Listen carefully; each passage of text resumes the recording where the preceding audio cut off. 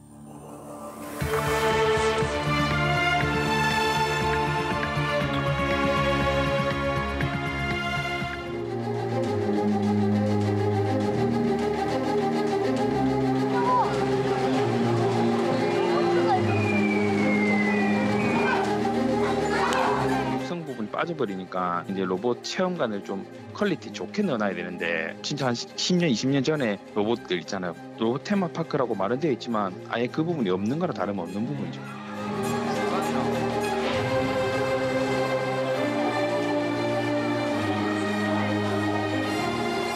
먹을 것도 많이 안 팔고 입장료도 비싸서 좀 그건 불편한 것 같아요.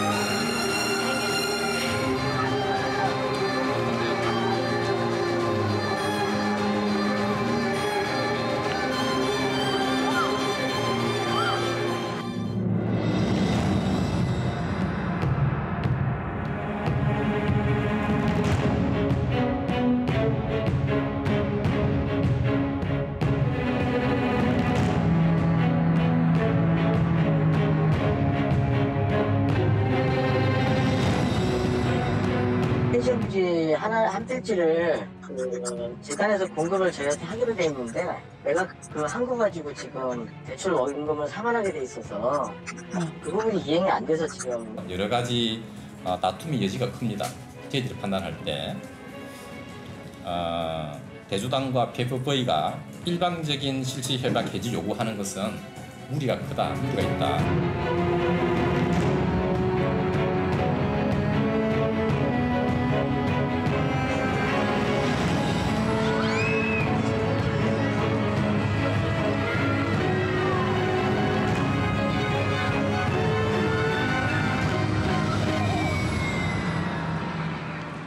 네, 로봇랜드는 감시자들에서요, 올해만 2번 감시를 했었습니다. 개장 연기가 됐을 때 한 번, 또 그다음에 채무 불이행 사태가 발생했을 때였는데요. 그런데 그 이후에 상황이 좀 수습되는 것이 아니라 점점 더 악화되는 그런 모양새입니다. 채무 불이행 사태부터 짚어볼까요? 지금 뭐 어떻게 돼가고 있어요?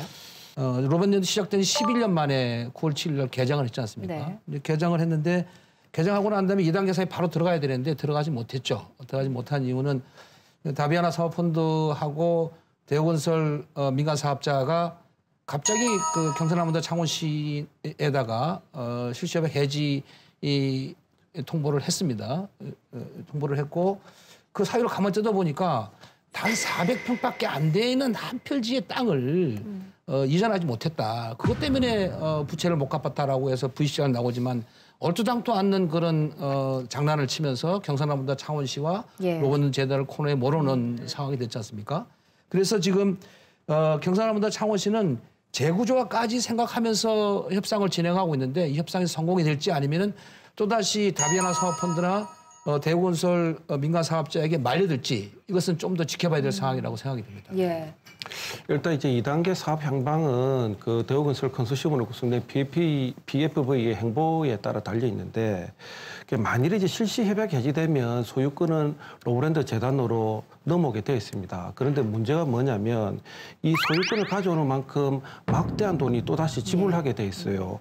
그 실시 협약에 따르면 만약에 BFV가 잘못을 해가지고 실시 협약이 해지가 되더라도 민자가 투자한 돈에 대해서는 일정 부분 돌려주게 돼 있는데 그 퍼센티지가 무려 81.5%입니다.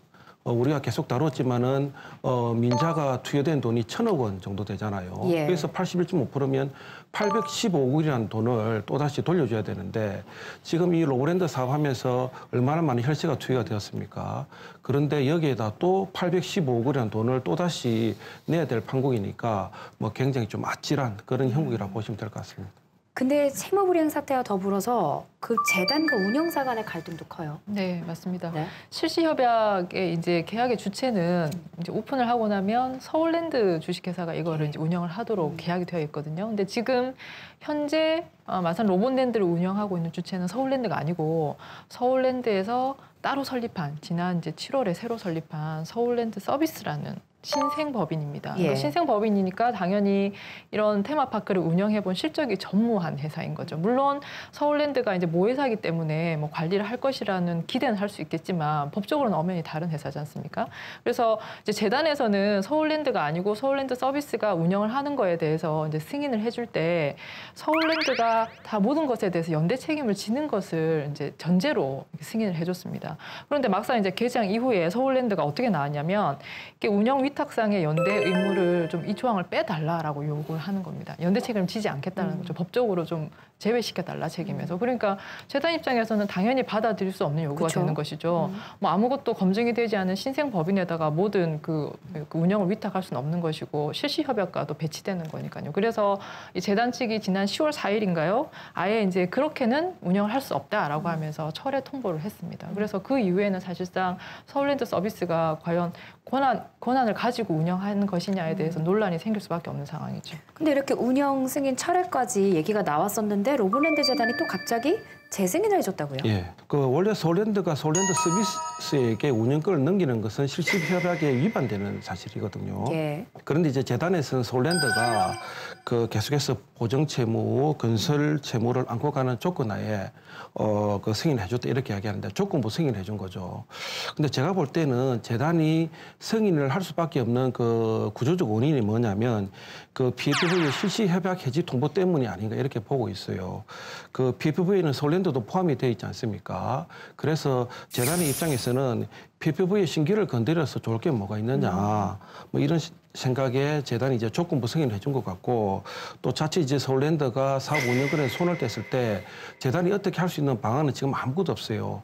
그런 걱정이 앞서다 보니까 뭐 조건부 승인을 해준 게 아닌가 이렇게 생각이 들고 있습니다. 운영을 중단을 하면 경남도하고 창원시는 연간 100억 원 이상의 운영비를 지불할 수밖에 없기 때문에 그 부담감이 엄청나게 크다는 거죠. 그래서 경상남도 관계자도 이렇게 얘기했습니다. 이런 갈등이 계속 표출되면은 테마파크 관련돼 가지고 지장을 초래할 수밖에 없다. 그 부담이 너무 크다라고 했기 때문에 지금은 이러한 갈등을 잠시나마 단기적으로 봉합을 해놓은 상태고요. 하지만 내년 말까지이기 때문에 이것들이 언제든지 다시금 불거질 수밖에 없는 상황이라서 아직까지 접점을 잘 찾지 못하는 상태입니다. 지금. 근데 또 문제가 여기서 끝이 아니고요. 그 단체 관람객 모집 관련해서도 또 지금 막 보도가 되고 있어요. 이건 네. 또 무슨 내용이죠? 로봇랜드 개장을 했는데 막상 입장객이 별로 많지 않다는 거는 다 알고 계시잖아요. 예. 이제 뉴스에도 많이 나오고 해서 그러니까 이걸 타개를 하려면 원래 이제 서울에 있는 뭐 큰 테마파크 같은 경우에는 단체 관광객을 많이 받아가지고 수익을 많이 창출을 하는데 이런 단체 관광객을 받는 이제 대행사가 있습니다. 예. 뭐 쉽게 생각하시면 여행사라고 생각하시면 되는데요. 그럼 이런 단체 모객 대행사를 이제 모집하겠다고 지난 8월 27일에 이 로봇랜드 주식회사에서 공고를 했습니다. 그래서 이 공고를 보고 총 18개 업체가 여기에 이제 지원을 했는데 사실 지금 그 입장객이 없어서 골머리를 앓고 있는 로봇랜드 입장이라면 18개 업체가 다 왔으면 웬만하면 저 같으면 다 받아가지고 예, 모객을 열심히 할 것 같은데 16개 업체를 떨어뜨리고 2개 업체만 남겨가지고 최종적으로 선정을 했습니다. 그래서 이제 당시에 여기에 이제 지원을 했다가 떨어진 업체들의 이제 말을 들어보면 이 지원서가 너무 좀 황당했다라는 거예요. 그러니까 지원서가 어떤 그 자격 요건이나 혹은 이게 모객 능력을 보는 것이 아니라 그 지원서에 기존의 실적은 절대 적지 말라고 되어 있고요.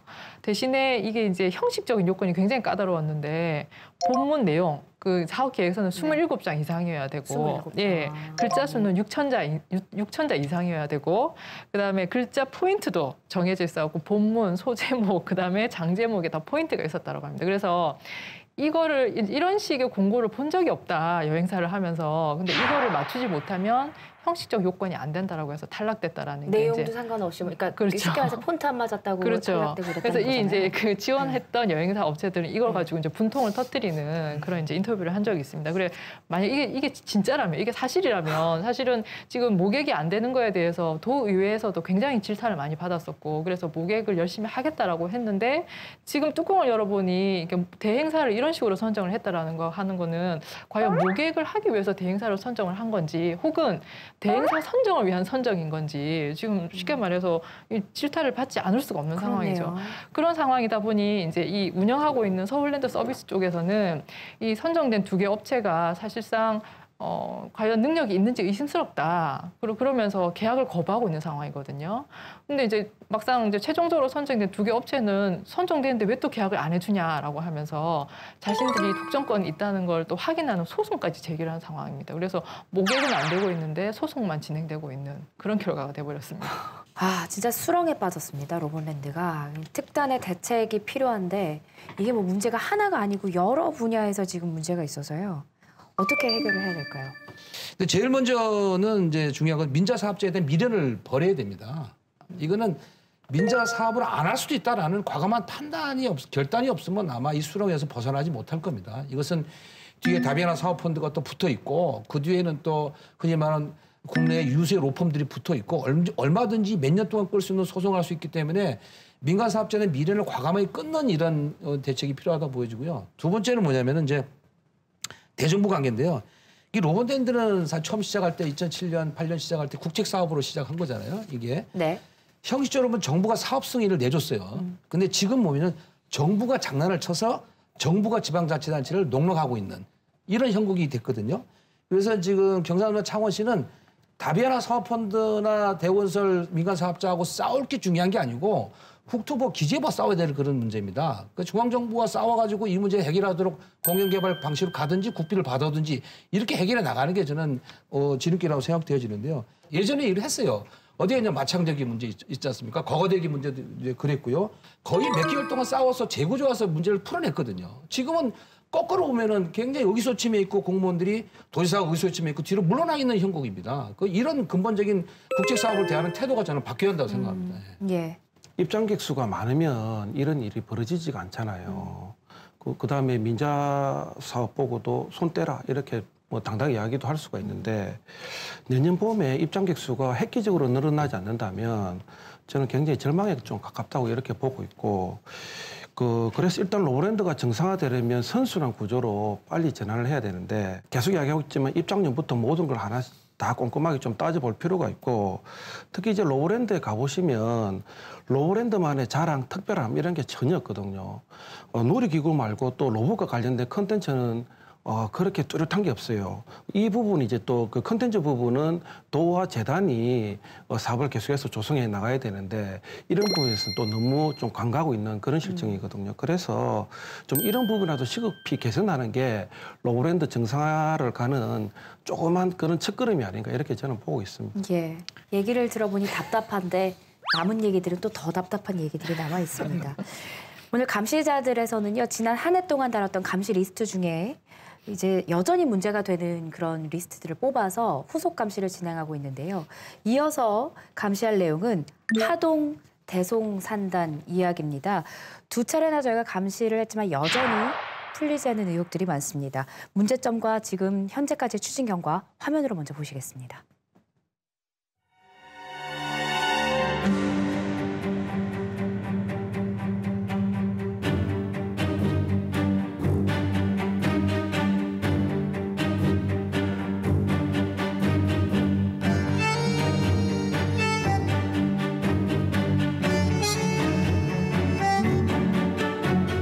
무너지면서 지금 이제 주저 내려앉고 있습니다. 이게 대송산업단지의 민낯이 아닌가.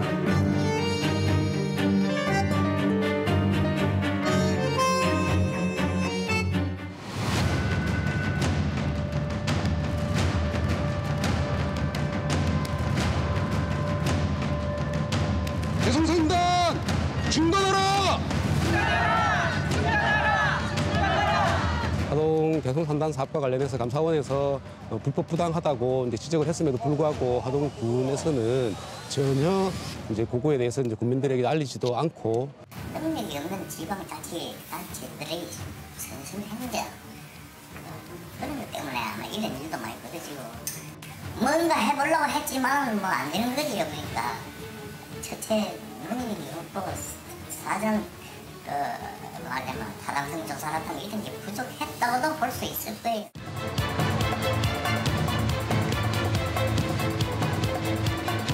토속 채취하는 부분, 폐수 처리하는 부분 이런 부분도 마무리를 하기 위해서 지금 연장을 하고 있습니다. 이 부분이 연장이 안 될 경우에는 사업을 중단을 하고 스톱을 시켜야 되는데 그래 되면은 우리는 분양도 중단해야 되고 또 공사도 중단해야 되고 또 뭐 현장에는 유치권이 발생이 될 거고 그럼 하동구는 1,810억에 대한 의무를 이행을 해야 됩니다.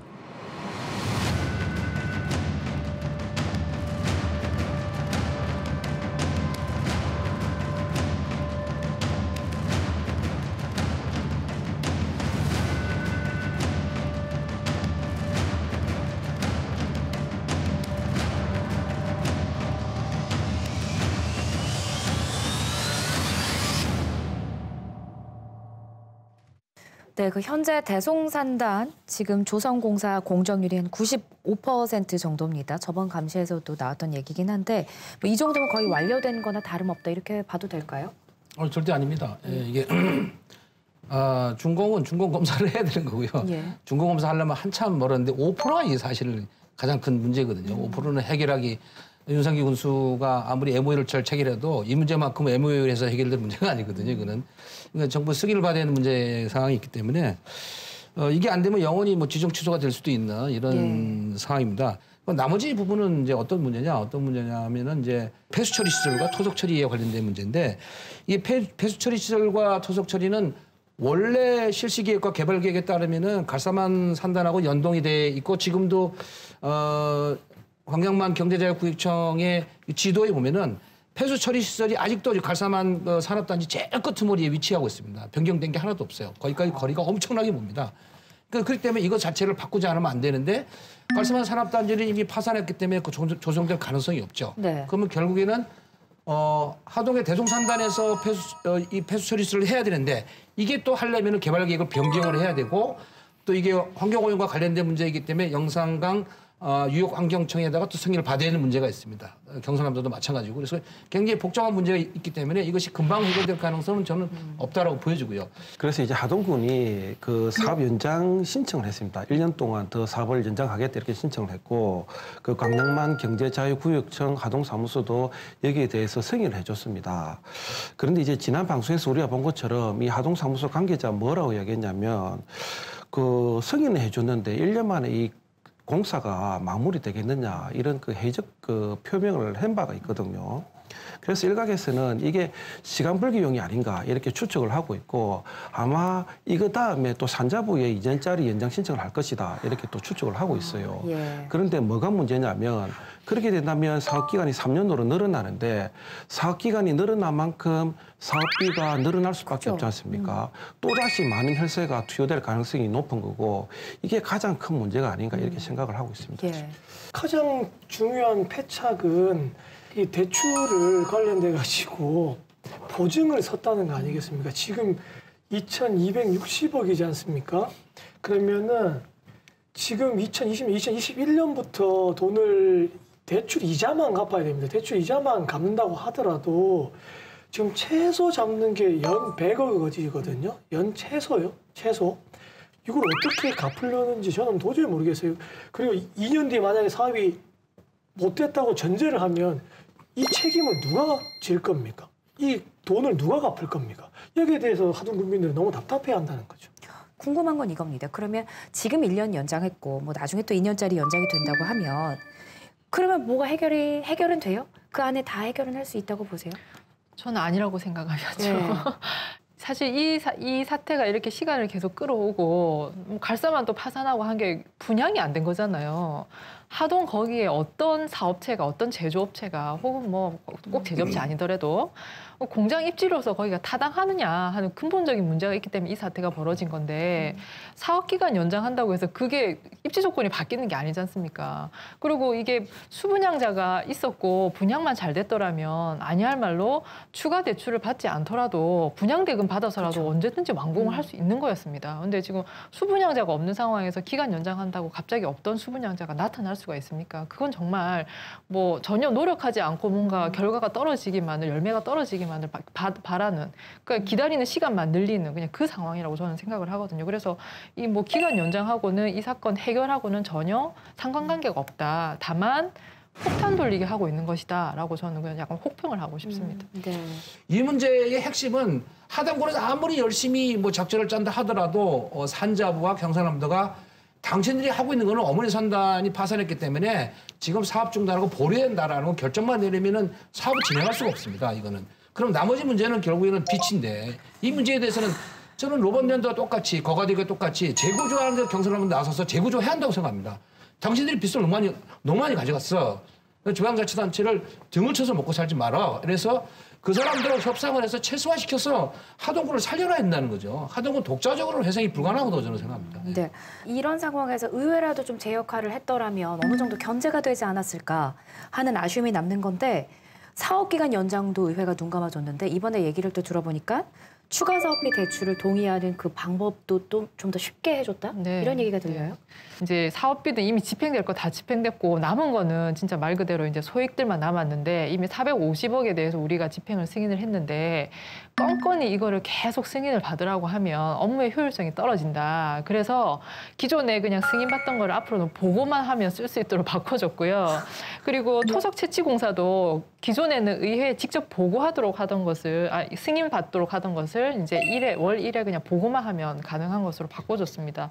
물론 이제 의회도 논리는 있죠. 이게 앞으로 이제 분양 사업에 집중을 해야 되기 때문에 얼마 남지 않은 사업비 집행은 효율성을 위해서 좀 쉽게 해줬다라는 것이 의회의 이제 그 명목이고요. 그렇지만 시민단체에서 바라던 건 그게 아니거든요.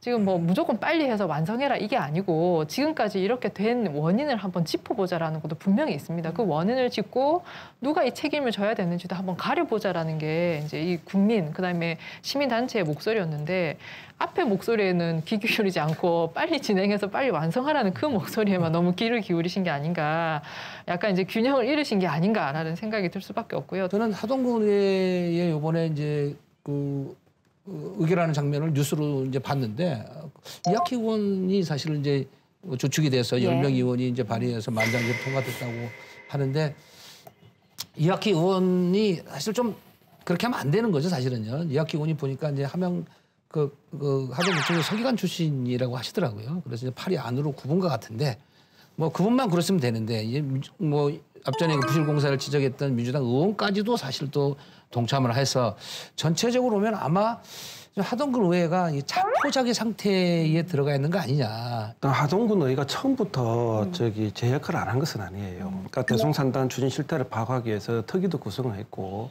또 감사원에게 그 공익감사 청구까지도 했거든요. 그리고 감사원 결과를 보면 6건의 그 부당행위, 그다음 뭐 위법행위가 이제 드러났는데 그 중에서 하동군이 사과 관련해 가지고 의회의 허위 보고한 사실도 드러났고 또 의회를 무시하고 약정 내용을 변경한 사실도 드러났거든요. 그러면 의회 입장에서 보면 자신들 얼마나 무시했습니까? 그렇죠. 여기에 대해서 이제 들고 일어나야 되고 따져야 되고 그 사업을 뭐 전면 재검토해라 이 정도까지 나와야 되는데 그런데 의회가 오히려 그 방관했고 침묵을 했단 말이에요. 특히 대의기관인 의회가 주민들에게 여기에 대해서 어떤 이야기도 하지 않았거든요. 그래서 제가 볼 때는 주민 소환제감이다 이렇게 보고 있고 의회마저 지금 이전 상황이라면 과연 이제 이 대송사는 누가 감시하고 견제할 것인가라는 걱정이 되거든요. 이런 문제를 극복하려면 경상남도가 좀 더 이렇게 좀 분발해서 이 문제 해결에 나서야 된다고 생각되어지는데요. 좀 전에도 말씀드렸지만 산단을 그 예측 추진했던 게 경상남도거든요. 실시계획을 위반했던 것도 또 경상남도고, 그다음에 이 조합 회의에도 지금 광양만권 경제지구 조합이 있습니다. 그 조합에 지금 보면은 참여해서 의결을 하거든요. 개발 사업에 대해서 이게 계획을 의결을 하는데 거기에 경상남도 경제통상국장이 공식적으로 참가합니다. 1년에 한 10번 정도 회의를 하는 것 같아요. 참가해서 사업을 의결을 하거든요. 그다음에 거기는 경상남도 공무원도 파견하고 있어요, 지금요.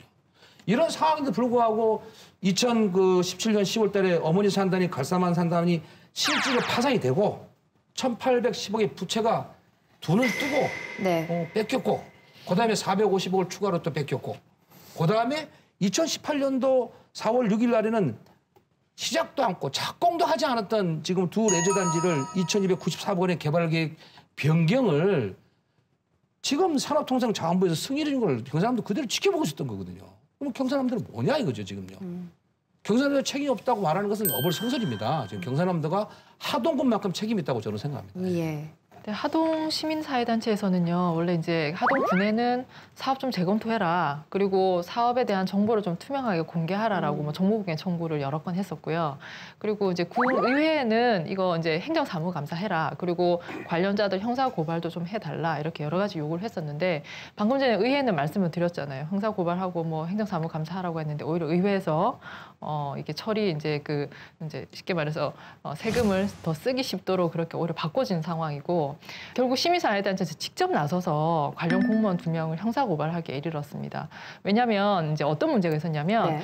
하동군에다가 이제 시행사하고 시공사 간에 그 계약서를 좀 공개를 해달라고 했습니다. 당연히 있을 수밖에 없는 계약서잖아요. 이게 몇 억짜리 공사인데요. 그런데 군에서 그 계약서를 우리 군이 가지고 있지 않다라고 답변을 했습니다. 부존재한다라고 답변을 했어요. 그래서 이제 시민사회단체에서 확인을 해보니까 이 이제 그 대출받은 대출금을 공사비로 지출할 때 그 지출하는 조건에 반드시 이 시공사는 그 관련 계약서를 하동군에 제출하도록 되어 있습니다. 그래서 그 계약서를 검토를 하고 나서 공사비를 지출하도록 되어 있는데 그러면 이 말이 안 맞잖아요. 하동군에는 계약서가 안 들어왔는데 공사비를 지출해줬다는 게 되니까 이거는 관계 공무원이 직무유기한 거다.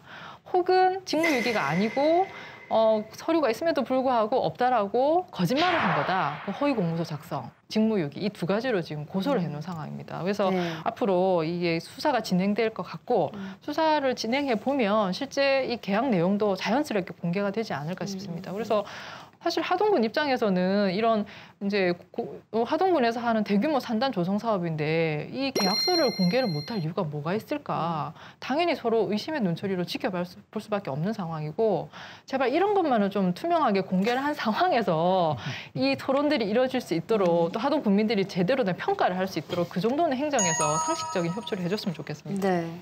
또 저희가 올해 마지막 방송이지만 내년에도 로봇랜드 이야기 그리고 대송산단 이야기는 이어가지 않을까라는 생각이 듭니다. 역시나 끝까지 지켜보도록 하겠습니다. 다음 감시할 것 소개를 좀 해드릴까요? 그러니까 혈세 낭비 사업, 이런 데까지 이런 돈을 써야 하나? 그런 의문이 들었던 사업입니다. 기억하실지 모르겠는데 함양에서 변광세 옥녀 테마공원 만들겠다 그래서 저희가 감시를 했던 기억이 나는데요. 방송 이후에 반응이 상당히 핫했어요. 방송이 나가고 났는데 그 다음날 이제 함양군의 의원님으로 전화를 제가 받았어요. 예. 그래서 한 가지는 사실관계가 잘못됐다, 바로잡아야 된다. 그 말씀하셨는데 그거는 바로잡을 수 있습니다라고 말씀을 드렸는데 그것보다는 너무너무 놀랐다. 이런 일이 벌어지고 있는지 몰랐다. 군의원이요? 예, 그래서 의원님 설마 그럴 리가 있습니까? 그랬더니 설마가 아니고 사실 그렇다라고 하더라고요. 저는 그것 때문에 더 깜짝 놀랐습니다. 그러고 난 다음에 얼마나 의원님들이 열이 받았길래 동네에 난리가 났다 아닙니까? 이게 다 퍼져갖고 지금은 온 국민들이 다 알게 돼 있습니다. 지금요. 그래서 이 방송이 얼마나 위력이 큰지 절실히 느꼈는데 사실 이런 대형 프로젝트가 진행이 되고 뭐 10월 25일 날 보고될 정도가 되면은 군위에 이걸 보고하지 않은 자체는 행정부가 집행부가 엄청나게 문제가 있는 거죠. 그렇죠. 그리고 또 죄송한 말씀입니다만 의원님들도 이런 프로젝트가 진행되는데 이걸 모르고 있다는 것 이것도 또 우스운 얘기거든요. 저희 방송 이후에 이제 저희 방송을 반박하는 내용의 지역신문 기사가 떴어요. 혹시 보셨는지 모르겠는데 거기에 이제 우리 패널들이 웃었다 하는 것도 지적을 하시고요. 비웃듯이 웃었다는 걸 지적을 하셨고. 네. 웃을 수밖에 없죠, 내용이. 예. 그다음에 또 이제 뭐라고 하셨냐면 이제 이거는 일부 이제 인터뷰를 따서 이렇게 얘기를 해놓으셨는데 병강세 문화도 살아있는 명백한 우리나라의 고전 문화의 하나다. 그동안 애써 지켜온 거에 대해서 뭐 이게 더 인정을 해줘야 되는 거 아니냐라고 하시면서. 춘향전, 홍길동전, 심청전 등과 이게 같은 동등한 국가적 차원의 고전 문화라고 굉장히 강변을 하셨더라고 제가 기사를 봤는데 그리고 이제 거기에 더 나아가지고 저희 방송 이후에 KBS 본부 사장님 앞으로 또 편지를 보내셨죠. 내용증명을. 네, 들었습니다.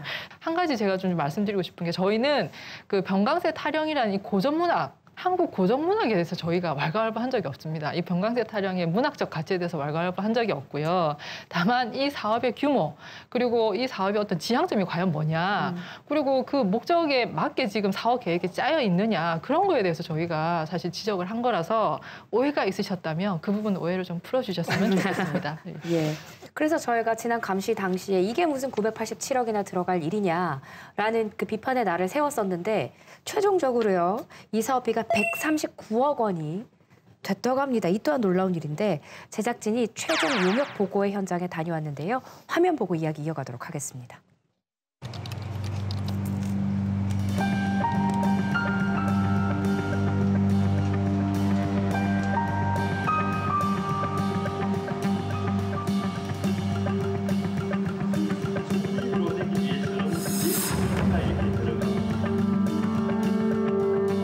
사업비가 140억이라고 투자를 했을 때 지역에 미치는 어떤 경제적 효과는 어떠냐 하면은 생산은 283억 원으로 나타납니다. 소득은 590억, 고용은 230명 정도가 창출될 것으로 나타나고 있습니다. 그리고 부가가치는 113억으로 이렇게 나오고 있습니다.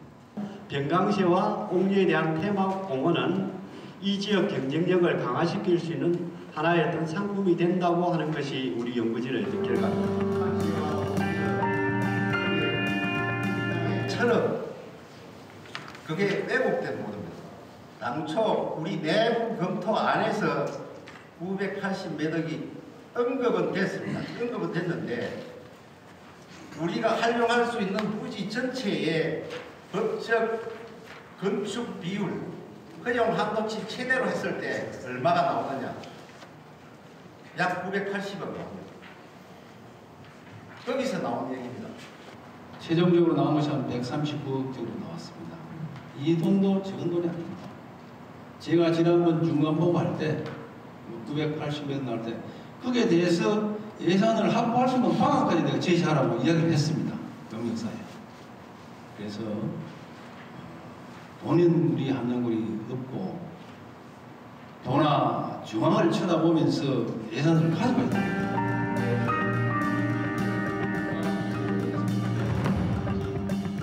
병강세 옥류하면 저는 기억나는 게 이대근이밖에 생각이 안 납니다. 함양에서 병강세 옥류를 이미지를 개선시켜서 새로운 브랜드 네이밍을 만든다고 하면 이미지를 제고시키기 위해서는 제가 봐서는 이제까지 노력했던 병강세 옥류가 가져왔던 브랜드 이미지를 바꾸는 역할들을 그 2배, 3배 일을 해야지 바꿀 수 있다고 생각합니다. 병강세 옥류라는 우리 함양의 대표 브랜드가 됐을 경우에 이제까지 함양이 가지고 있는 이미지에 대한 악영향도 있을 거라고 생각합니다. 자암동 우함양 하면서 선비정신 하는 것이 지금까지의 함양의 이미지였습니다. 외부에서 볼 때.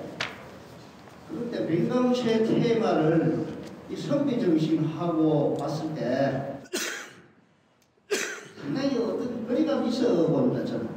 함양은 많은 기존 문화유산이 엄청나게 많습니다. 그걸 전혀 개발하지 못하고 있습니다.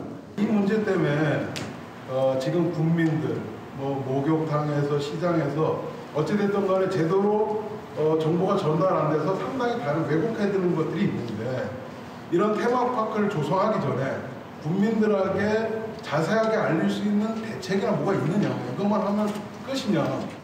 저 이제 VCR에 나오는 용역 보고 현장을 보니까 저희 방송 나가기 전에는 국민들이 정말 잘 모르셨나 봐요, 이거를. 상황을 진짜 모르고 계시다가 방송 보고 아니 이게 도대체 무슨 소리냐. 선비의 고장 함량에 웬 병강세 옥녀 테마파크냐. 기존의 것들도 잘 살리지 못하면서 그 얘기 하시는데 이게 국민들한테 정확하게 알려지고 이 사업 규모나 사업의 목적이 정확하게 알려졌다라면 이 정도 예산으로 단지 이제 군수님의 의지만으로 이까지 왔겠느냐라는 게 저희 그 방송의 사실은 핵심 내용이었고요.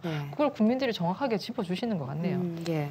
지금 용역보고서에 보면요, 좀 민망한 문제인데 사실 성적인 것을 문화관광상품화하겠다는 취지가 아니다라고 하지만 이미 그 병강세 테마파크가 1997년부터 쭉 지내왔었기 때문에 함양에는 외지의 관광객들은 함양에 병강세 공원을 하면은 이제 성적인 요소들을 먼저 끄집어 올리게 돼 있고 그것이 희화화되어 있는 이런 상태거든요. 네. 여기에서 이제 용의 보고서에 이제 뭐 테마관을 3개 만든다고 하는데 그 테마관에 지어지는 부분들이 예를 들어서 뭐 미성년 관람불가관이 있고 19군관이 있는데 이게 지금 주 고객층이 이제 가족이란 말이에요. 그럼 가족들이 휴일날 왔을 때 애들은 그러면은 관람불가관으로 가고 엄마는 이제 19군관으로 가고 네. 그 끝나고 난 뒤에 밖에서 또 만나서 이런 현상이 발생할 수 있는 아주 웃기는 일이라는 거죠. 이제 그래서 이거 타겟 자체가 잡혀 있는 게 이 전체적인 용역보고서의 내용과 맞지 않기 때문에 이 사업은 내용도 안 맞는다. 그렇기 때문에 더 이상 고집을 안 폈으면 좋겠습니다. 군수께서 얘기를 했지 않습니까? 139억도 작은 돈이 아니다. 함양 돈 없다. 이 지방의 군단위 지자체가 이 재정 자립도 낮기 때문에 돈이 139억도 엄청난 돈이거든요. 더군다나 이 기존의 139억 대비해서 예전에 장승공원 사업이라는 게 있습니다. 52억 투자해서 함양군에서 했던 사업인데 뭐 소떼도 올리고 했지 않습니까? 지금 이거 다 시설물 방치돼가지고 관리 안 되고 있는 것이거든요. 근데 저는 이 행정도 참 신기한 게 10월 말에 중간 용역 보고회가 있었고요. 12월에 최종 용역 보고회가 있었는데 한 달 만에 사업비가 800억 원이 넘게 대폭 축소가 됐습니다. 이거는 어떻게 이해를 해야 될까요? 840억 정도의 대폭 삭감이 되었는데 그 함양군 해명에 의하면 1차 그 용역대 공사비를 산정할 때 그 부지 조성비하고 전시 공사비가 이중으로 책정되었다 이렇게 해명을 했습니다. 이것을 조정하니까 그 2차 때 이제 139원이 나왔다 이렇게 해명을 했는데 그리고 함양군은 또 사업비가 대폭 줄어들었다고 해서 사업 내용은 달라진 게 전혀 없다 이렇게 이야기를 해요. 저는 이 말이 더 기가 막힌 것 같고 이 용역 보고서를 이제 경남연구원에서 했다고 하는데 1차 때, 2차 때 너무 다르지 않습니까? 그러니까 실수가 있더라도 어느 정도의 실수가 있어야지 차익이 840억 정도 난다는 것은 제가 볼 때는 이게 좀 무능하다고 보여지고 본인 사업이 아니라고 너무 나태하고 방만하게 용역 보고서를 작성한 게 아닌가 이렇게 생각이 들고 함양군은 또 왜 이 용역 보고서를 꼼꼼하게 따져보지 않았느냐 이렇게 또 되묻고 싶고 원래 이것을 1997년도부터 집요하게 함양군 의회 회의록을 뒤집으면은 변광세 딱 치면은 1997년 2월 24일 딱 나옵니다. 2월 24일 본회의에서 변광세 사업이 거론이 되기 위해서 지금까지 계속 거론이 돼 왔기 때문에 이 사업을 아마 함양군의 변광세 사업에 대해서 추종하시는 분들은 이 사업 포기 안 할 겁니다. 근데 여태까지 계속 해왔기 때문에 그래서 이 예산은 언젠가 부활을 하게 될 건데 이 부활하는 시기가 언제냐? 저는 부활하는 시기는 예산이 숨어 있을 때 부활한다 생각하는데 우리 원래 이제 통과 안 된 예산을 살리기 위해서는 보통 집행부 습성상 예산을 곳곳에 숨겨놓습니다. 이렇게 2부서에 얼마, 2부서에 얼마 숨겨놨다가 하나는 메인을 걸려갖고 삭감시키고 나머지 갖고 사업을 진행하면서 이게 정리가 되면은 그 다음에 이제 사업을 본격화 또 이제 추경 때 얘기하는 거죠.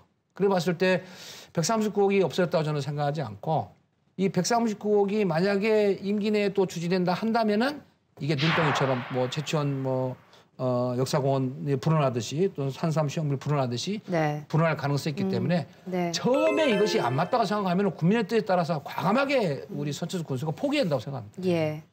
최종 영역 보고해도 이게 급하게 또 잡혔다라고 하더라고요. 아마 여론이 너무 안 좋게 일파만파 퍼지니까 이제 수습하기 위해서 예산을 확 줄여가지고 새로 보고를 하신 게 아닐까라고 한번 생각을 해봤습니다. 그런데 저희가 그때 지적을 한 게 뭐 1,000억대 사업이 너무 어마어마한 금액이다라는 것도 지적을 했지만 결국 이 사업비만의 문제는 아니었거든요.